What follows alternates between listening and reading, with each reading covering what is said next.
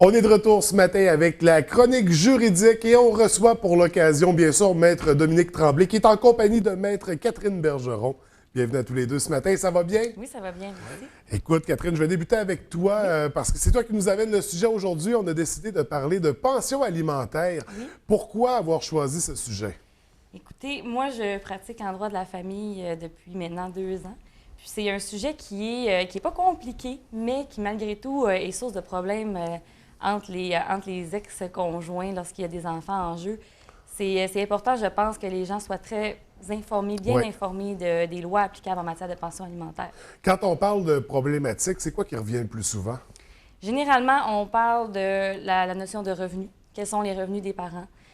Comment qu'on applique les frais particuliers? Parce qu'il y a la pension de base qu'on calcule en fonction des revenus des parties, mais à ça s'ajoutent des frais particuliers comme des cours spéciaux, le hockey, des fois les frais d'études postsecondaires, tous les frais qui sont, disons, autres que ceux de base, des besoins de base des enfants. Oui. Puis ça, c'est généralement là, la source de problème. Alors, on va se lancer dans la démystification ce matin. D'abord, on va y aller avec une définition. Comment on définit la pension alimentaire? La pension alimentaire, c'est pas plus compliqué que, dans le fond, le devoir des parents de nourrir leurs enfants, de les éduquer, de les entretenir. Normalement, quand les parents sont en couple, ils vont voir ensemble aux besoins des enfants, ils vont les éduquer, les nourrir, les entretenir, acheter l'épicerie, tout ça. Ouais. Quand les parents sont séparés, là, ce qu'on essaie de faire, c'est avec la pension alimentaire, c'est de compenser. Dans le fond, le parent qui a le plus de revenus va compenser l'autre parent pour s'assurer que les enfants, qu'ils soient chez leur père ou chez leur mère, aient le même niveau de vie, dans le fond. Donc, retrouver le même équilibre financier. Exactement. Oui. C'est ça. Ça vise vraiment les besoins de base. Là. Ouais. La nourriture, le logement, les vêtements, l'école, quand c'est au primaire, secondaire. C'est vraiment pour que les enfants soient bien. OK. Là, il y a plusieurs facteurs, bien sûr, pour établir la pension, qui donne à qui. Oui. Comment on établit justement cet élément-là? Le premier élément, c'est vraiment les revenus. Donc, on prend tous les revenus des parents, de toutes les sources possibles, sauf, disons, les allocations gouvernementales. Sinon, on doit tout prendre en compte. OK. Ensuite, on a une déduction de base. Chaque parent, on doit déduire de leur revenu principal une somme de 500, 10 500 approximativement, là, qui est une somme qu'on estime nécessaire pour vivre. Puis, après ça, on met les revenus ensemble. Ça nous donne un montant total que les parents ont à allouer aux enfants. On a des tables qui sont dans un règlement, le règlement sur la fixation des pensions alimentaires pour enfants. Selon le revenu, on a un montant de pension alimentaire de base qui est calculé. Après ça, on va au mode de garde. Si la garde est exclusive, si elle est une garde partagée ou si le parent a des droits d'accès prolongés. Là, selon le nombre de jours de garde, la pension va varier. Puis à ça, là, on va ajouter les frais particuliers qui sont, comme je disais tout à l'heure, les frais de cours, les frais de hockey, tous les frais qui sortent un peu là, de la vie quotidienne des enfants. Puis ces frais-là sont payés en proportion des revenus des parties. OK. Donc, c'est les critères principaux pour établir. Exactement. Oui. Ça, c'est fait aussi avec un logiciel. Ouais, aujourd'hui, on ne calcule pas ça tout à la main. Puis souvent, on rentre plusieurs données, puis ça donne un chiffre. C'est pas mal incontestable, ce chiffre-là, sauf que... Et puis là, c'est là que, comme Catherine l'a dit, il y a plusieurs facteurs qui rentrent en compte, comme les revenus, comment on les établit, là, c'est une autre paire de manches. Qu'est-ce qui rentre dans quoi, là? Parce qu'en principe, en théorie, il faut vraiment tout prendre. Là. Toutes les formes de revenus, qu'elles soient déclarées ou non, je présume. Oui. Et là, quand on entre dans un processus comme ça, souvent, notre ex-conjointe va connaître nos petits secrets. Oui. Alors, on suggère aux gens de ne rien cacher. On déclare tout. Oui, on déclare absolument tout, c'est important. Donc, puis j'aimerais revenir, on parlait d'un montant de 10 500 qui a été calculé pour vivre. On parle d'un enfant, on parle d'un adulte, on parle d'une famille. Peu importe le nombre d'enfants, on prend vraiment le revenu des deux parents et du revenu, on enlève un 10 500. OK. Puis on prend le montant résultant. C'est ces revenus-là qu'on additionne pour aller vérifier dans la table quel montant de pension alimentaire devrait être payable. OK. Donc, et là, justement, on a ces problématiques-là qui viennent avec les gens, les pensions alimentaires. Parfois, on entend parler de correction rétroactive à la pension communautaire, alimentaire. Pardon. Peux-tu m'expliquer de quoi il s'agit? Oui, en fait, c'est que ça arrive souvent, les parents vont faire une requête pour garde d'enfants ou pour modification de la garde. À cela va souvent s'ajouter une demande de pension alimentaire pour ajuster selon le mode de garde. Généralement, les gens vont faire fixer la pension alimentaire à partir de la signification de la requête au tribunal.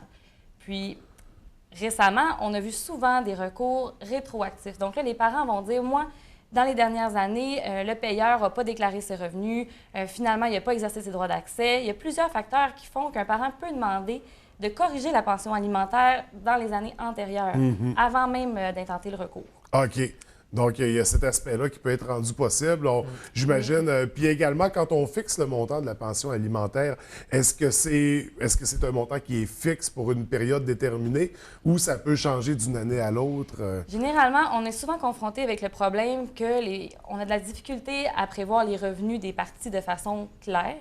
Souvent, on va faire une projection. On va dire, bon, bien, en 2016, monsieur va gagner à peu près 50 000 $.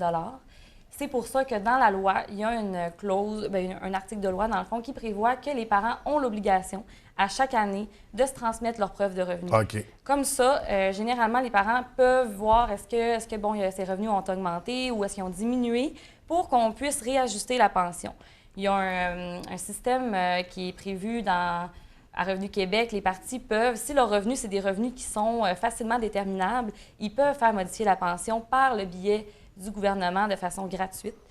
Ça s'appelle la SARPA, S-A-R-P-A. Généralement, ça, c'est si les deux sont d'accord, ils transmettent leurs preuves de revenus, puis ils peuvent modifier la pension. Ouais. Sinon, c'est vraiment, on doit prendre un recours à la Cour pour faire réajuster la pension pour tenir compte des modifications des revenus des parties.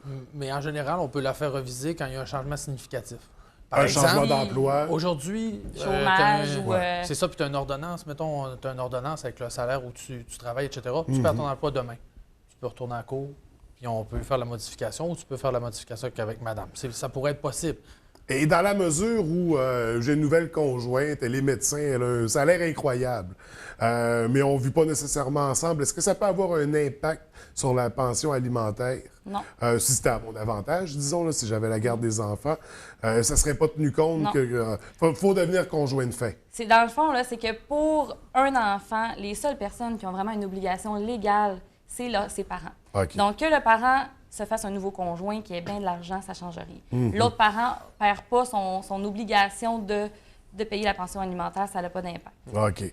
Donc, c'est des petites nuances parfois que les gens pourraient croire, avoir tendance à croire, parce qu'on entend parler. Les gens disent, bon, bien là, c'est pas juste, il s'est fait un nouveau conjoint, il s'est fait un nouveau bien, conjoint, elle a beaucoup nouvelle d'argent. voiture. C'est ça, puis son nouveau conjoint pourrait, non, on prend pas en On compte prend pour acquis que OK. le conjoint n'a aucune obligation c'est envers pas l'enfant. OK, C'est sûr qu'il y a des exceptions, mais Oui, on ne tombera pas dans... Mais admettons, s'il y avait un mariage, est-ce qu'on serait dans l'exception? c'est ça, là, c'est un peu la notion in loco parentis, mais c'est trop Ça pourrait faire l'objet d'une chronique en soi. Une, deux ou trois, des fois, on tombe dans les dossiers exactement. plus complexes. Donc, ce qu'il faut savoir pour la pension alimentaire, premièrement, dans le cas d'une séparation, c'est important d'avoir tous les éléments, toutes les preuves de revenus.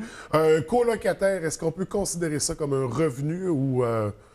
parce que... Toute forme de revenu. Okay. Dans le fond, on veut vraiment savoir, la notion dans la loi, c'est vraiment revenu disponible. Combien la personne a pour ses enfants, dans le fond. C'est pour ça qu'on dit vraiment, là, on prend toute forme de revenu, mis à part les allocations gouvernementales. Si la personne reçoit des prestations quelconques, il y a certaines exceptions dans le règlement sur la fixation des pensions alimentaires. Mais c'est vraiment, là, on va regarder la personne, si elle travaille au noir, on va essayer d'établir ses revenus, on va essayer de les estimer. Et on n'oublie pas qu'on fait ça aussi pour la qualité de vie des enfants, c'est toujours du l'objectif. résultat de cette ancienne union-là. C'est ça. Oui, puis en principe, tout le monde aime ses enfants, donc on ne cache rien. C'est un point important parce que les gens, des fois, oublient que la pension alimentaire, c'est pour les enfants et non pour le conjoint. Oui, on la paye au conjoint, mais... À la base, c'est vraiment pour les enfants, puis c'est vraiment important de garder ça en tête quand vient le temps là, de négocier la pension puis de la payer. Oui. Donc, un aspect très important. On n'oublie pas nos enfants dans l'équation. Est-ce qu'on avait autre chose à rajouter avant de terminer? Oui, en fait, moi, je voulais vraiment insister sur la question de la rétroactivité. Parce que comme on a de plus en plus de demandes rétroactives, on s'est penché beaucoup sur la question.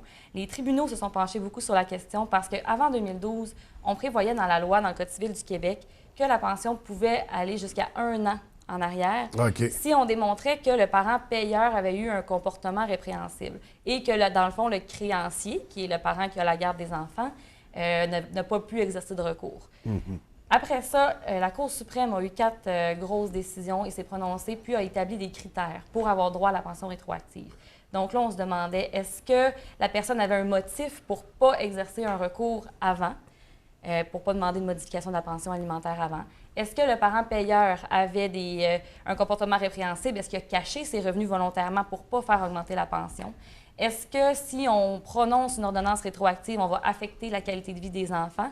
Et est-ce que l'ordonnance pourrait avoir pour effet de causer des difficultés excessives pour le parent payeur? Parce qu'on peut remonter on pourrait remonter en théorie jusqu'à 10 ans. Des fois, payer d'un trait, à c'est payer ça. d'un Donc, des coup, fois, on doit se poser la question, est-ce que la personne qui va payer, ça la mettrait dans le pétrin d'être obligée de payer ce montant-là? Ouais. Puis, d'une façon ou d'une autre, ça pourrait avoir un impact négatif sur les enfants. Donc, avec tout ça, le Code civil a changé son article. Donc là, maintenant, on peut revenir en arrière jusqu'à 3 ans. Puis, on n'a pas de preuve à faire comme telle, mis à part que la pension aurait dû être plus élevée. Puis, si on veut aller au-delà de 3 ans, là, on n'a pas le choix. Il faut démontrer que le parent payeur a eu un comportement répréhensible. OK. Il y a eu beaucoup de jurisprudence, de décisions judiciaires. Il y a eu 2 courants, dont un qui disait non, ça ne fonctionne pas. Il faut encore qu'on fasse la démonstration des 4 critères dont j'ai parlé plus tôt. Un autre courant qui disait non, la loi est claire, c'est 3 ans automatique. Puis récemment, en mars 2016, la Cour d'appel s'est prononcée puis elle a dit c'est automatique. Donc là, il n'y a plus de doute. Les cours supérieurs. On a tranché. Écoutez, il y a toujours des zones grises, là, c'est pas prononcé sur toutes, mais ce qu'elle nous dit, c'est si on est capable de faire la preuve que, dans le fond, la pension était inférieure à celle qui aurait dû être, on peut remonter 3 années en arrière, auquel cas, on va regarder les revenus des parties à chaque année, on va la calculer, puis on va dire, bon, bien, le montant qui aurait dû être payé, c'est celui-là.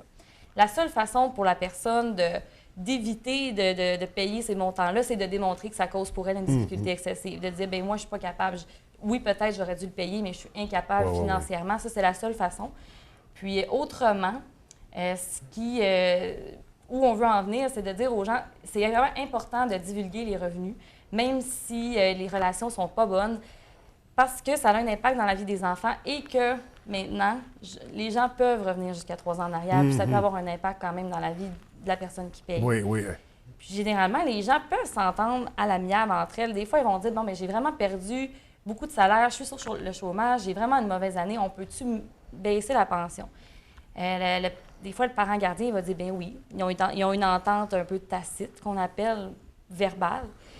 Ça, c'est dangereux. La Cour d'appel ne s'est pas prononcée sur qu'est-ce qui se passe dans ce cas-là. Okay. Si les parties s'étaient entendues pour la diminuer, la pension. Qu'il y a encore des zones Il y a encore nébuleuses. une zone grise. Ouais.